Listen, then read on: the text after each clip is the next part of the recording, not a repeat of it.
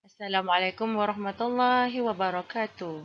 Apa khabar anak didik Ustazah? Semua sihat? Alhamdulillah.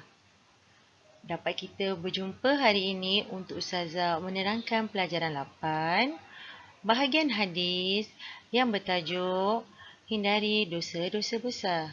Ini merupakan mata pelajaran Pendidikan Islam tingkatan 4 KSSM tahun 2021. Saya, Ustazah Siti Zahira, akan menerangkan sedikit mengenai tajuk ini. Sudah bersedia semua?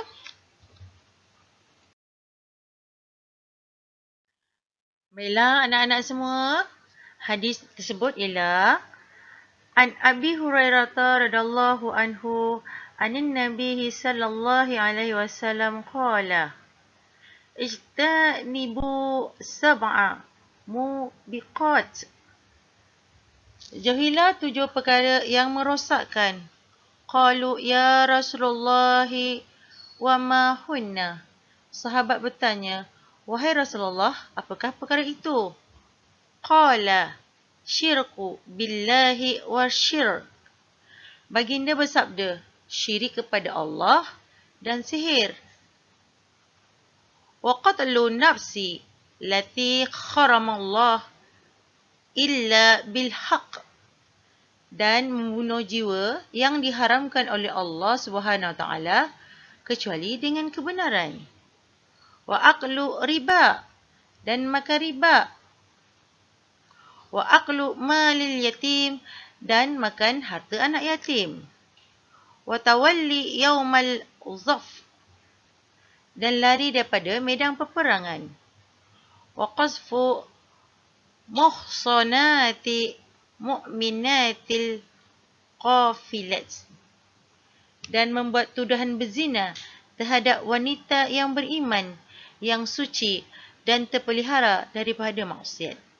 Ini adalah hadis daripada pelajaran 8, iaitu hindarilah dosa-dosa besar. Terdapat 7 dosa besar di dalam hadis ini. 7 dosa besar tersebut ialah yang pertama, syirik kepada Allah. Yang kedua, sihir ataupun perbuatan sihir. Yang ketiga, membunuh ataupun perbuatan membunuh. Yang keempat, makan riba. Yang kelima, makan harta anak yatim. Yang keenam, lari daripada medan peperangan. Dan dosa besar yang ketujuh adalah menuduh perempuan yang beriman dan suci itu berzina. Dosa besar yang pertama ialah syirik kepada Allah. Syirik kepada Allah ini terbahagi kepada 2 bahagian. Yang pertama, syirik jali. Yang kedua, syirik khafi. Syirik jali bermaksud nyata, nampak, jelas. Syirik khafi bermaksud tersembunyi, tak nampak. Apakah maksud yang sebenar daripada segi istilah syirik jali? Maksudnya, menyekutukan Allah dengan sesuatu pada zat, sifat dan af'al.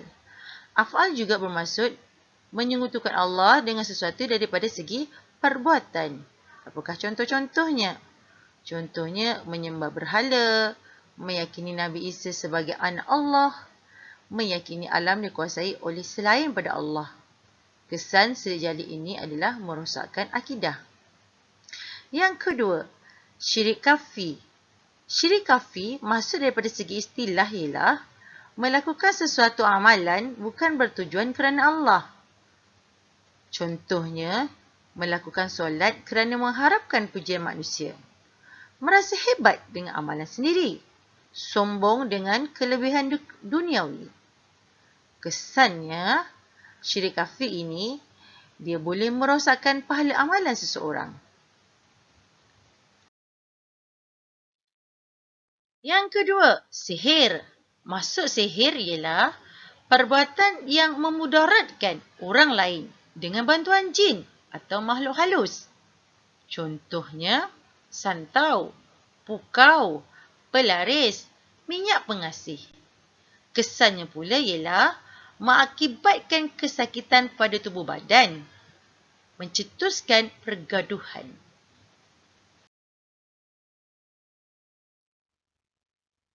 Cuba teka. Perbuatan ini adalah perbuatan membunuh. Masya Allah.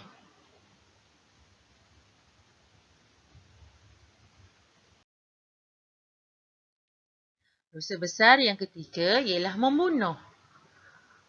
Membunuh bermaksud perbuatan menghilangkan nyawa seseorang. Contohnya, menembak dengan senjata api, menikam dengan pisau sebagaimana gambar yang ditunjukkan. Kesannya pula, menyusahkan keluarga mangsa dan memporak-perandakan kehidupan.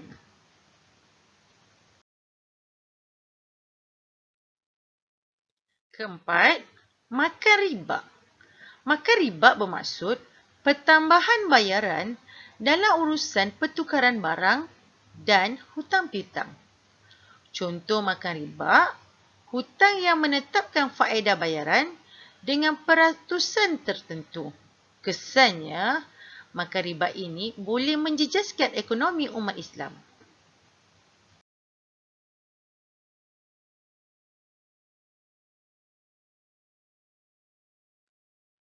Cuba teka. Apakah gambar yang dipaparkan ini?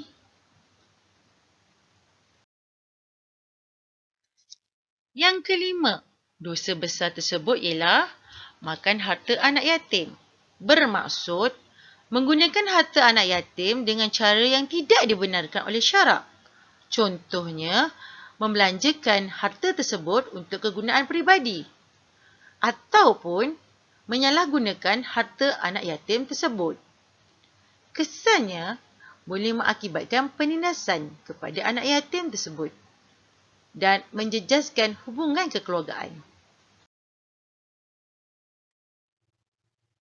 Cuba teka, apakah masuk gambar ini?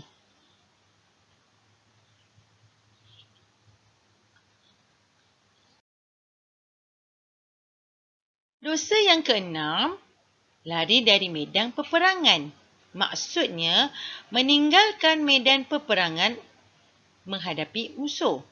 Contohnya, melarikan diri dari pasukan yang sedang bertempur. Enggan mempertahankan negara apabila diarahkan. Kesan daripada lari daripada medan peperangan ialah keselamatan umat Islam dan negara terancam. Negara terdedah kepada penjajahan dan campur tangan asing. Dan dosa besar yang terakhir, yang ketujuh, menuduh perempuan yang baik berzina ataupun dikenali sebagai qazaf. Maksudnya, menuduh wanita Islam yang baik melakukan perzinahan tanpa membawa saksi. Contoh, percakapan atau pertuduhan yang jelas seperti kamu telah berzina atau memanggil seseorang wanita wahai pezina.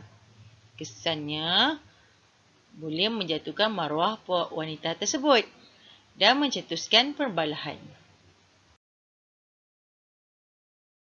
Pengajaran daripada hadis ini, yang pertama, kita hendaklah sentiasa memelihara diri daripada perbuatan syirik kerana syirik boleh merosakkan akidah. Yang kedua, kita hendaklah menghindarkan diri daripada perbuatan membunuh kerana membunuh melanggar hak asasi manusia. Yang ketiga, kita hendaklah bersikap amanah dalam mengurus harta anak yatim untuk memelihara hak orang lain. Yang keempat, kita hendaklah mempertahankan keamanan negara supaya Islam dapat ditegakkan. Dan yang keenam, kita hendaklah menghindari diri daripada menuduh orang lain berzina tanpa bukti supaya maruah umat Islam terpelihara. Ya, sekarang sudah sampai masanya untuk anak-anak didik saya menjawab soalan ulang kaji. Ada 7 soalan ulang kaji. Soalan nombor 1 hingga nombor 6 adalah soalan subjektif. Manakala soalan nombor 7 adalah soalan kebat.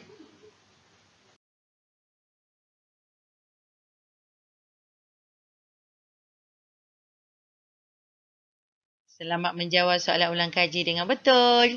Diharap awak semua faham dengan apa yang saya ajarkan pada hari ini. Pelajaran 8 yang bertajuk Hindari Dosa-Dosa Besar dalam bidang hadis. Sekian, terima kasih. Assalamualaikum warahmatullahi wabarakatuh. Selamat berjumpa kembali.